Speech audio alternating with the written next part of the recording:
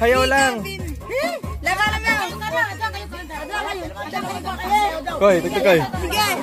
Sige. Pero may.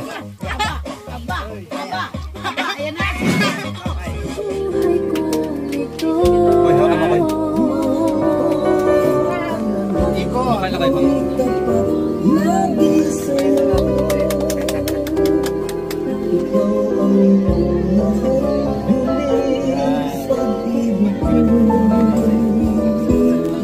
Tapos na lang yun, okay.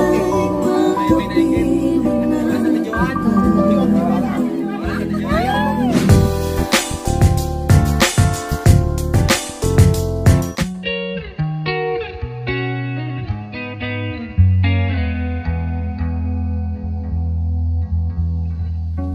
Kiss! Kiss! Kiss! Kiss! Asa ka na lang yung kiss pag nakasal na. Miha pa, Miha, di nakuhaan. Miha pa. Di pa nakuhaan. Lips, lips, lips. Kilig-kilig. Ay, nagto. Pa-simple ka lang na naman pintot ha. Papunas ng lips. Aldo. Bebelo. Pinapunasan ka. Ay, nako, bantot ka.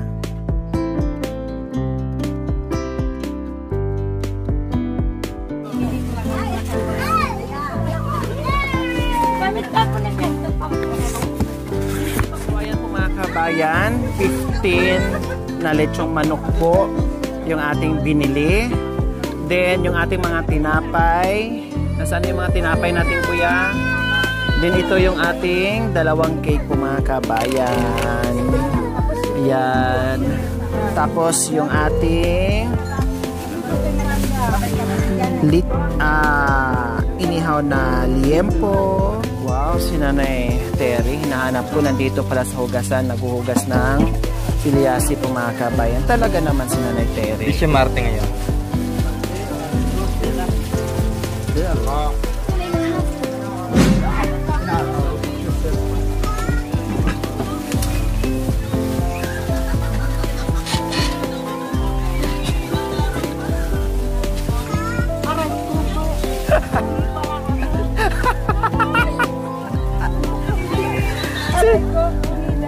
Maganda ka pa dyan. Yes. Ang laki-laki ng mata niyo.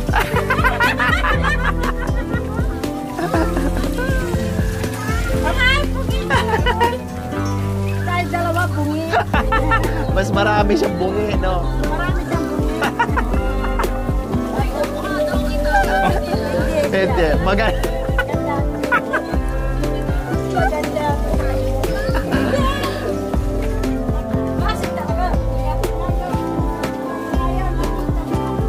Yung lechon doon na lang kasi tadtarin niya.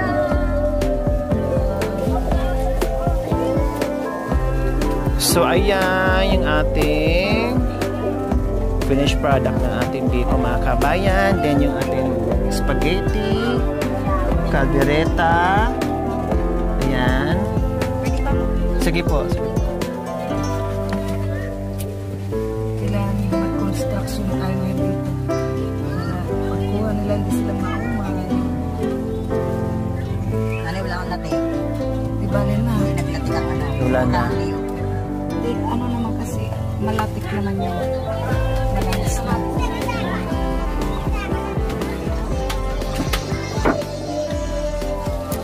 Masarap pa yan. Ako bahala. Ha? Ako manyag. Nag-stay na siya. Ako'y nagpapasalamat sa dinala ninyong lechon sa amin. At matikman po na namin ang lechon. Matagal-matagal na rin akong hindi nakakakain ng lechon. Buhat nang galing akong nagtrabaho sa bayan. Ngayon lang ako nakakatikim na naman ng uli ng lechon. Maraming salamat sa iyo. Sabay suwa!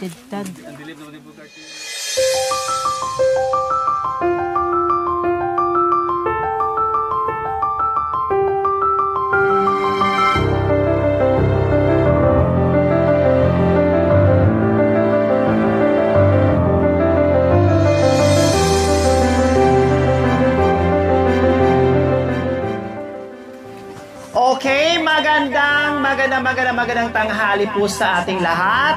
ang inaabangan ng lahat, ang inaantay, nang gigigil sila, ang daming mga katanungan mga kabayan kung kailan mangyari daw po yung reunion. So ito na po yun.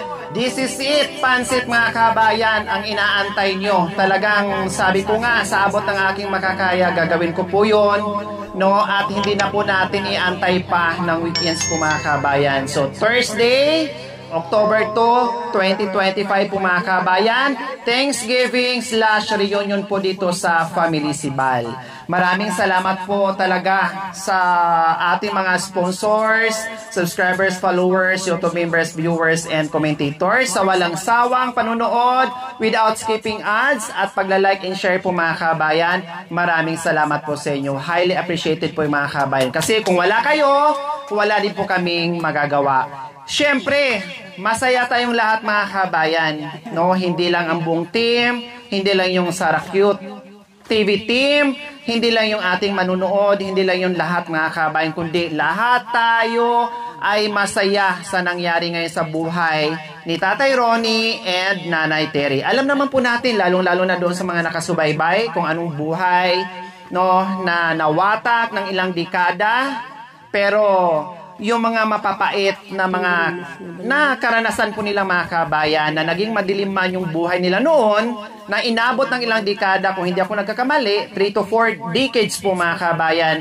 pero kahit papaano naging maliwanag, nakita-kita sila, natagpuan po natin yung bawat isa sa mga anak ni Tatay Romy and Nanay Terry na nabigyan natin ng pagkakataon na magkita-kita sila. So, marami pang problema na hinaharap ang pamilya mga kabayan, pero pilit natin magiging okay, magiging masaya, at magtipon-tipon sila sa araw na ito. Kaya maraming salamat, of course, unang-una sa ating Panginoong Diyos, dahil kung hindi tayo ginaguide, hindi rin po natin ito magagawa. At siyempre, tayong lahat mga kabayan ay may ambag sa ginagawa nating misyon.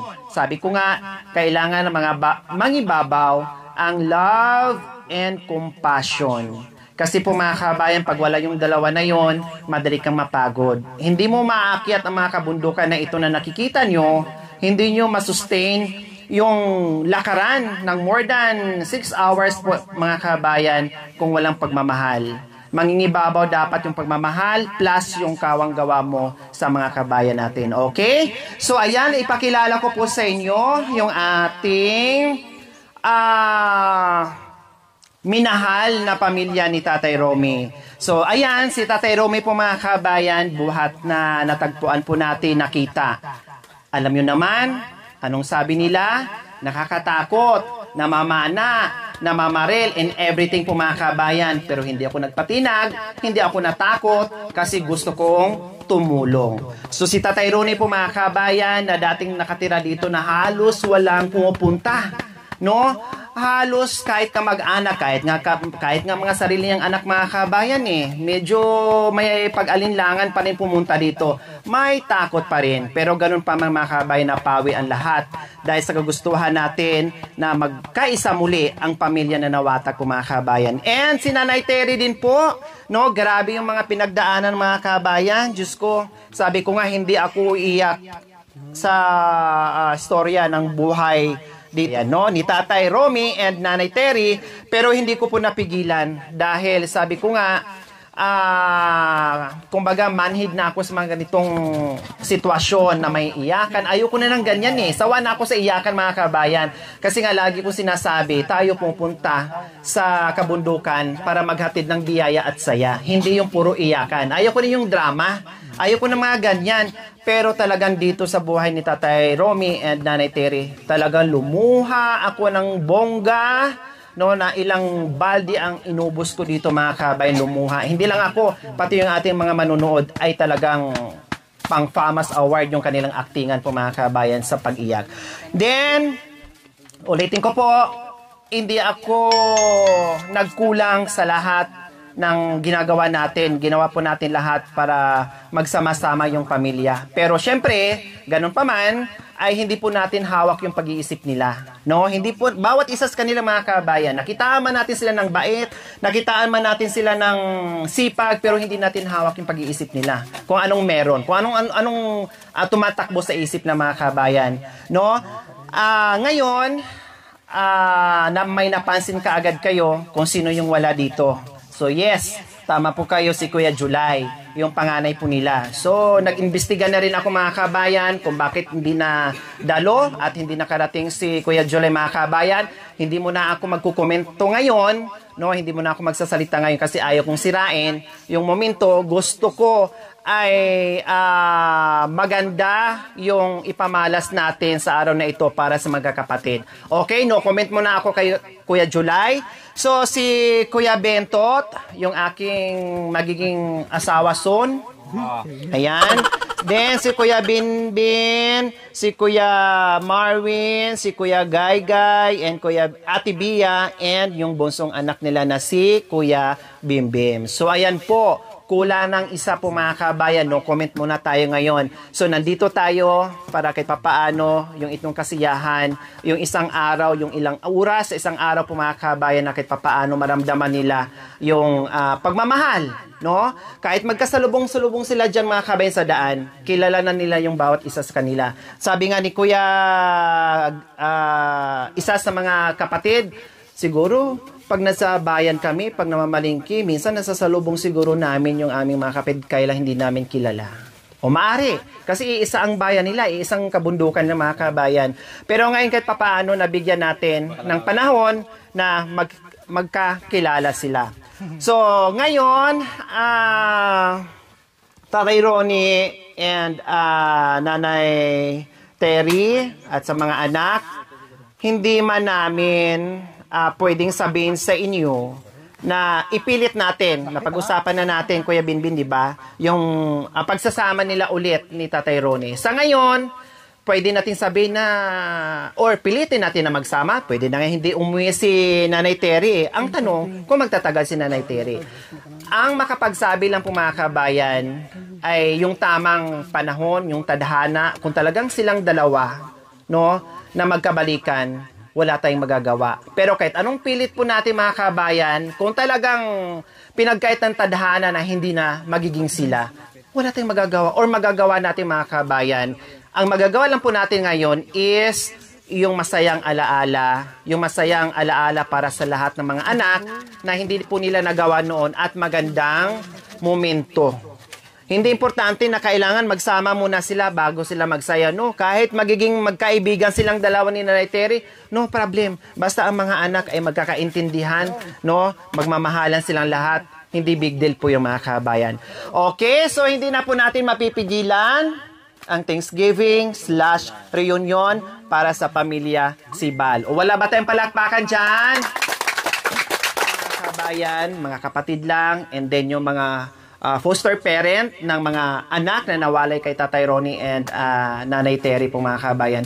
Yun lang po yung na nandito. The rest, siyempre may mga kasama na mga unexpected visitors po mga kabayan. Salamat din sa Team Sara, Nanay Sara QTV, and then sa kay Kuya Kansihal Lando, thank you. And then the team, mga kasamahan, maraming salamat. And din sa lahat ng nagbigay ng oras na nandito ngayon, salamat. So hindi pa tayo nagtapos, marami pa tayong gagawin mamaya.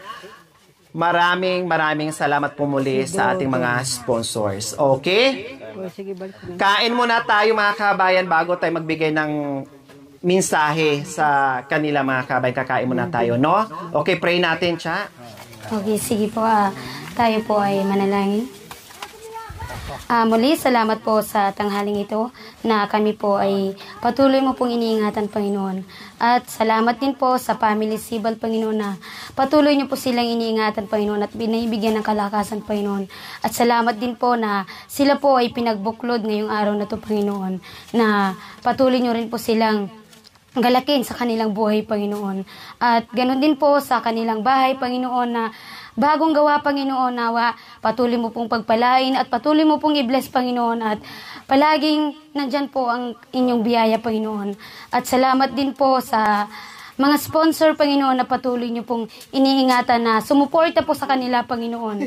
At ganun din po kanila Ate Lori na kahit malayo, Panoon, na patuloy nyo rin pong iniingatan at patuloy nyo rin pong bigyan ng kalakasan upang makatulong pa po sa kapwa po namin, Panginoon. At ganun din po sa lahat po ng mga bisita na andito, Panginoon, na iniingatan mo po patungo dito, Panginoon. At ganun din po sa kanila, Nanay Sara, na iningatan nyo rin po. At ngayon po, Panginoon, kami po ay nagpapasalamat sa tanghaling ito, Panginoon. Kaya, Panginoon, ang mga biyayang nasa aming harapan, Panginoon, i-bless mo po. Kaya, Panginoon, ibinabalik po namin ang pasalamat sa pangalan ni Jesus. Amen. Amen. Okay, sige. Kain tayo. Lahat ng pagkain para sa atin, bawal mahiya, ha? Kain tayo, okay? Let's eat.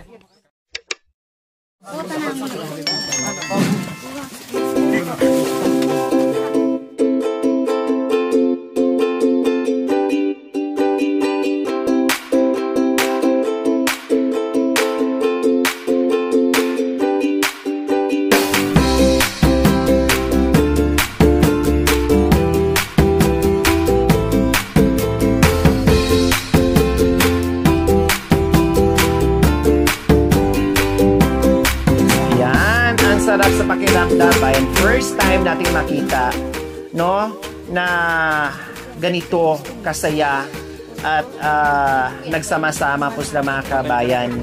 Kailang, wala nga dito yung panganay, no comment muna tayo.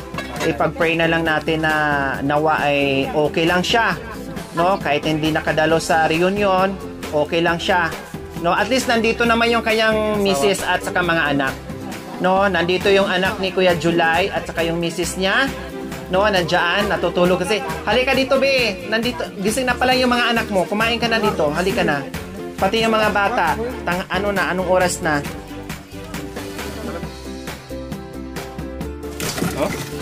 Wow, very sweet ni guys sa tatay niya. Buti pa yung anak, kinikiss yung tatay, yung asawa, hindi kinikiss ni Nanay Terry.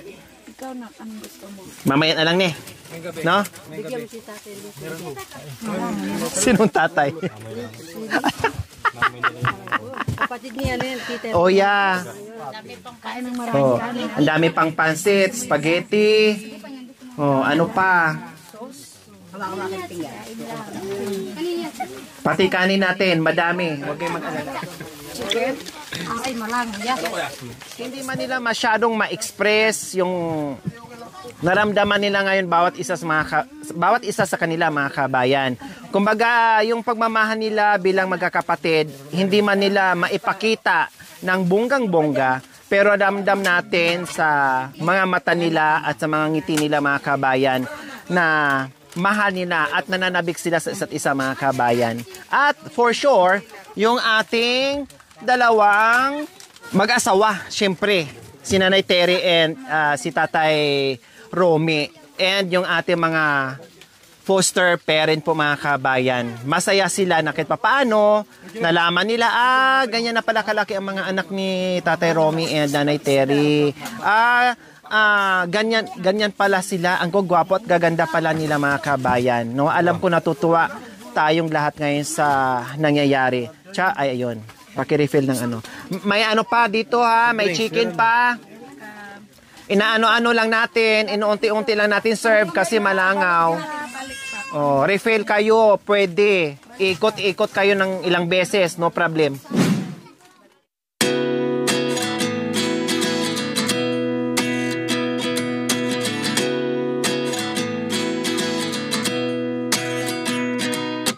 At 29 and I find myself wondering what did happen to the last 10? I ran away with my life, fast forward, never turn back again. It's kind of funny that the more we pass time, the more we need to set the rewind. And 19 was the year I had to leave you, but now I'm seeing all the signs. Hayo lang. Koy, tagtagay. Pero may.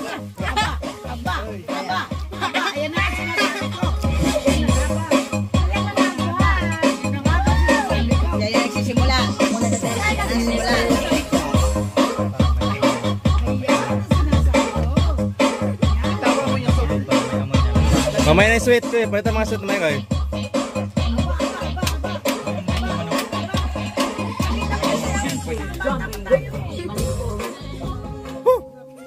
Yan pa. Oh, lumayo. Bakit ikaw, te? Mamaya na. Practice.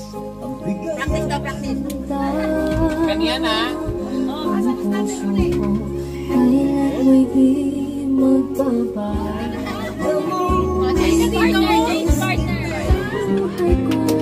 Uy, hawakan mo, boy. Iko. Akala kayo.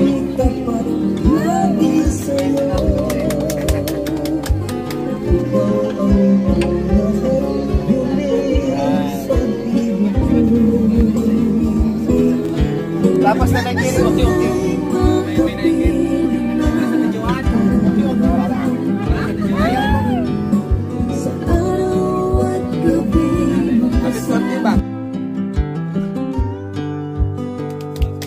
So ayan po mga kabayan, ang sarap naman sa pakiramdam na kita paano ay sumayaw si Nanay Terry and Tatay Ronnie. O diba? Meron namang naiiyak dyan, meron namang naluluha dyan mga kabayan sa momento na nakikita natin dito sa Pamilya Sibay. Okay, sige. Ano muna, mamaya na magkulitan kasi bagong kain, no? Sweet muna tayo. So mamaya na burgaduan. Pwede. Mamaya na burdagulan, no? Kasi mga busog pa. Pahinga muna. Ayos! Kuha kayo, bahala na kayo kumuha. Kuha ka, babe. Pwede. O yun, kuha kayo. Saan ka?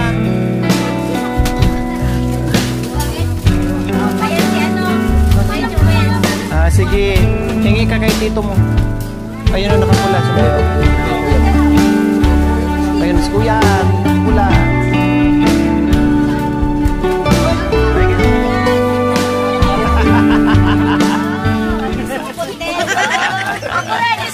Oh, ito isa pa.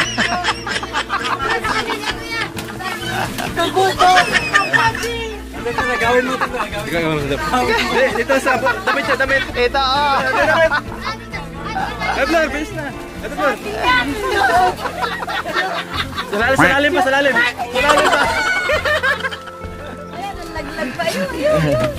Ay, gawin mo rin.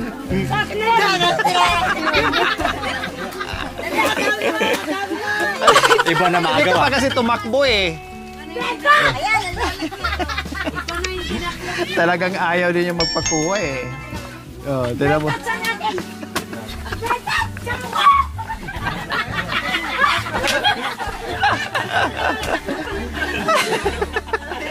Kabulin mo doon. Pag siya ang nakadakot sa'yo, umanda ka. Bintot!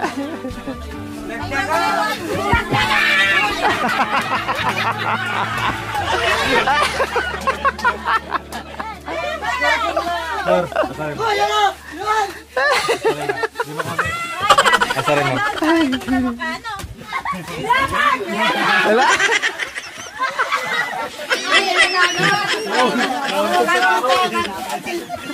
Nauntog tuloy. Takin mo!